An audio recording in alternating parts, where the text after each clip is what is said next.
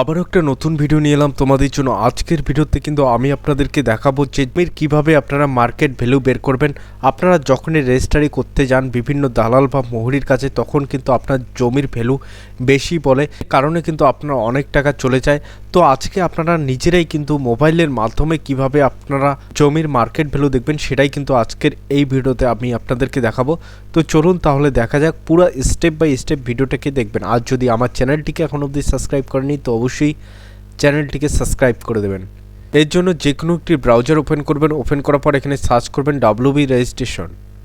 Search করার পর প্রথমেই যে ওয়েবসাইটটি আপনার স্ক্রিনে খুলে আসবে এখানে ক্লিক করে দেবেন।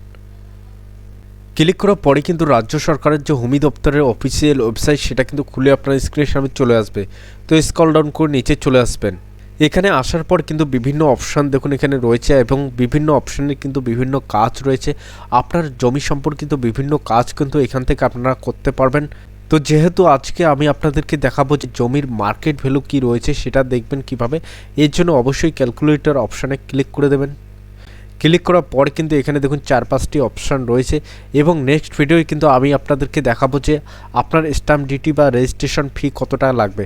আপনি যে জমি রেজিস্ট্রি করতে যাবেন তখন আপনার রেজিস্ট্রি খরচ কত টাকা লাগবে সেটা কিন্তু আপনারা নিজেরাই দেখতে পারবেন। তো আজকে যেহেতু মার্কেট ভ্যালু সম্বন্ধে আলোচনা করে দেখাবো, তো মার্কেট ভ্যালু অফ ল্যান্ড অপশানে ক্লিক করে দেবেন। ক্লিক করার পরে কিন্তু এরকম একটা ফর্ম আপনার স্ক্রিনের সামনে চলে আসবে। এই ফর্মটাকে আপনাকে ভালো করে ফিল আপ করতে হবে। কোনো রকম গন্ডগোল ফিল আপ করলে কিন্তু আপনার মার্কেট ভ্যালু কিন্তু সঠিক আসবে না। তো প্রথমেই ডিস্ট্রিক্টটাকে এখান থেকে সিলেকশন করে দেবেন। এখানে পশ্চিমবঙ্গের সবকটি ডিস্ট্রিক্টে কিন্তু পেয়ে যাবেন, যেটা আপনার হবে সেটা সিলেকশন করবেন। এরপর আপনার থানা কি রয়েছে সেই থানাটা এখান থেকে সিলেকশন করে নেবেন। থানা সিলেকশন করার পর আপনি কি শহরাঞ্চল থেকে বিলং করেন না গ্রাম পঞ্চায়েত থেকে বিলং করেন সেটা এখান থেকে সিলেকশন করে দিতে হবে। এরপর আপনার গ্রাম বা মৌজা কি রয়েছে সেটা এখান থেকে সিলেকশন করে দেবেন।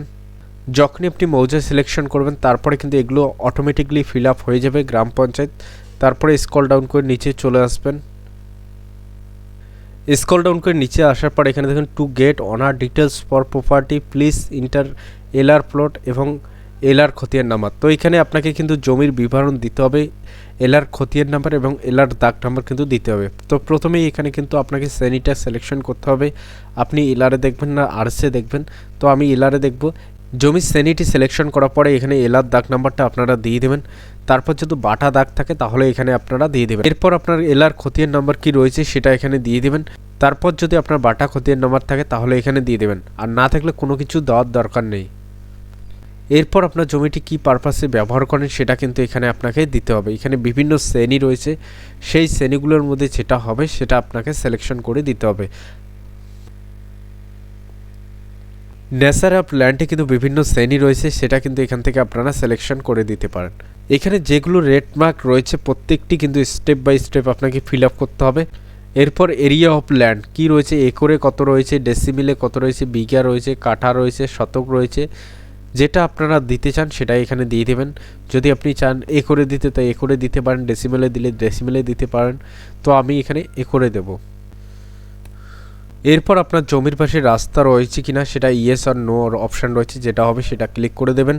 তারপরে এখানে দেখুন এখানে কিন্তু অবশ্যই রেড মার্ক রয়েছে, একটি রাস্তা আপনাকে দিতেই হবে।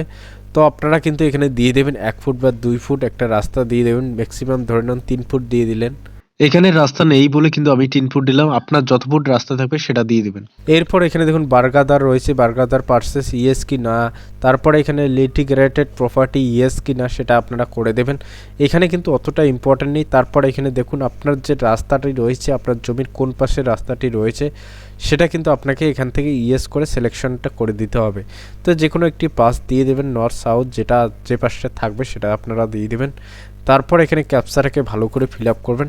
ক্যাপচাটি ফিল আপ করা কমপ্লিট হলে স্ক্রল ডাউন করে একটু নেবেন। এখানে দেখুন ডিসপ্লে মার্কেট ভ্যালু অপশান রয়েছে, এখানে ক্লিক করে দিলেই কিন্তু আপনার মার্কেট ভ্যালুটি বের হয়ে চলে আসবে। এরপর কিন্তু এরকম একটা পেজ আপনার স্ক্রিনের সামনে খুলে আসবে। এখানে কিন্তু উপরেই আপনারা দেখতে পারবেন মার্কেট ভ্যালু বলে রেড কালারের লেখা রয়েছে, তো আপনারা খুব সহজে কিন্তু দেখতে পারবেন। তারপর এখানে সিরিয়াল নাম্বার, এখানে কিন্তু আপনার প্লট নাম্বারটা আপনারা দেখতে পারবেন, শো আপ করবে। এখানে খতিয়ান নাম্বারটা আপনারা দেখতে পারবেন। এরপর যার নামে জমিটি রয়েছে তার নাম কিন্তু এখানে শো আপ করবে, তার বাবার নাম এখানে বা ফাদার নাম বা হাজব্যান্ড নেম। এখানে অ্যাড্রেসের জায়গায় নিচ রয়েছে, এখানে কোন শ্রেণীর জমিটি রয়েছে সেটা এখানে দেখাবে। এরপর শেয়ার এরিয়া কি রয়েছে, মিউটেশন স্ট্যাটাস কি রয়েছে সেটাও কিন্তু এখানে দেখাবে।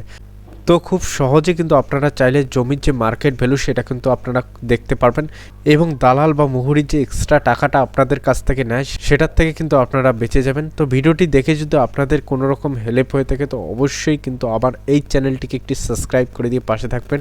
বন্ধু এবং ফ্যামিলিদের মাঝখানে অবশ্যই এই ভিডিওটাকে শেয়ার করে দিন, তাদের কাছেও যেন এই জানকারিটি পৌঁছায়।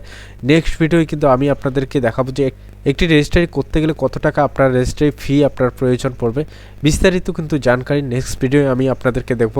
এর জন্য কিন্তু অবশ্যই আমার চ্যানেলটিকে সাবস্ক্রাইব করে রাখতে হবে। তো ভিডিওটি দেখার জন্য অসংখ্য ধন্যবাদ। জয় হিন্দ, জয় ভারত। আশা করি ভালো আছেন, ভালো থাকবেন।